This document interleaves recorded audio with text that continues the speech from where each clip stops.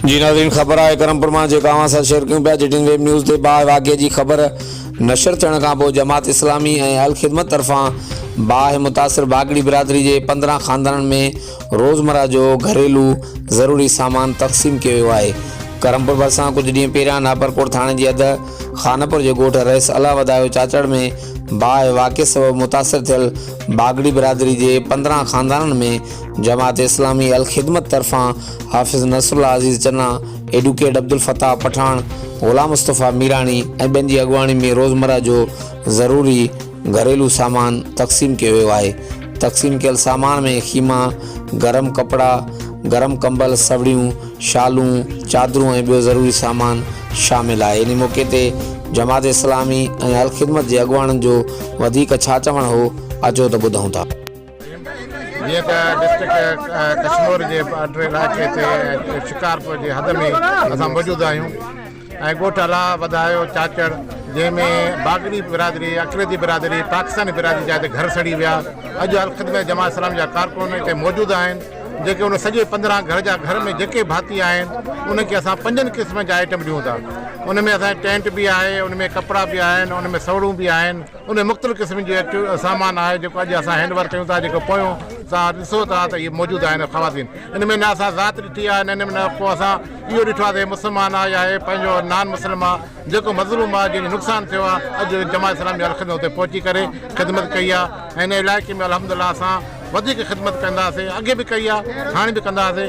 असां 192 जी जेकी हदूद अचनि थियूं इंशाअल्लाह असां सॼे इलाइक़े में हैंडपंप बि तक़सीम कंदासीं। जेके मुख़्तलिफ़ क़िस्म जूं एक्टिविटियूं आहियूं असां पंहिंजे ख़िदमत जो मौक़ो ज़रूरु आवाम खे ॾींदासीं। आवाम खे अपील कयूं था हू पंहिंजे तराज़ू को यादि कनि, जिते तराज़ू निशान ॾिसनि उहो पंहिंजो वोट उते ॾियनि।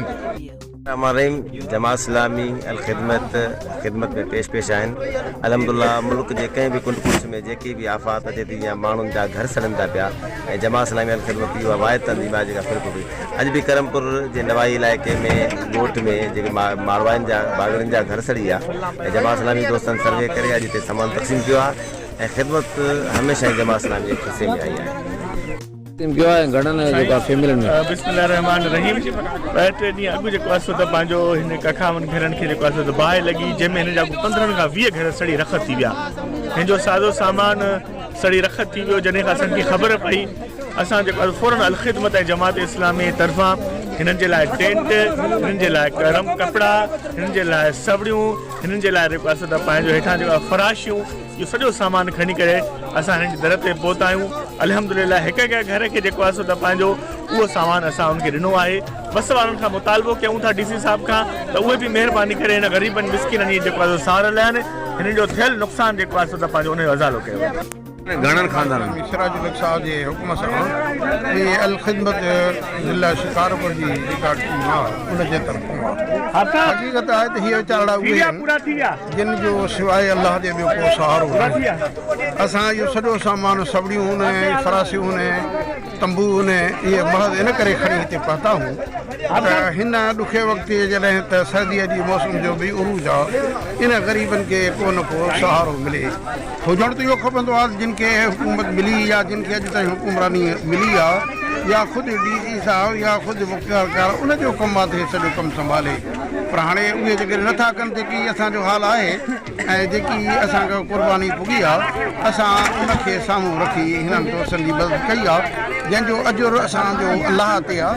असां हिननि खां कंहिं बि क़िस्म जो इज़त या अजुर जा तलबगार आहियूं। इलाही इहो हालात तव्हांजे साम्हूं मुल्क जा छा वापरे थो, बदमनी आहे, बेहाई आहे, छा कुझु न थी रहियो आहे। हाणे इन समूरे जे मामले में बि ख़ुदि असां हिन दोस्तनि खे इहा ई पंहिंजो ब्रीफ कयो आहे त बाबा तव्हां सोचे सम्झी पंहिंजो वोट जी कास्ट कयो त तव्हांजे ॾुखनि जो को मदावा थिए। बसि इहो ई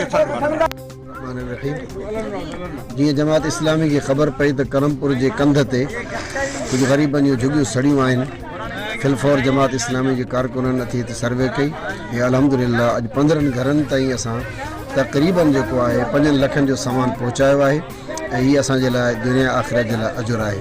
तंहिं करे सिंध जो आवाम सम्झे त जमात इस्लामी हर मुश्किल घड़ी में सिंध जे आवाम सां गॾु आहे, मुश्किल घड़ी में जमात इस्लामी मौजूदु रहंदी आहे।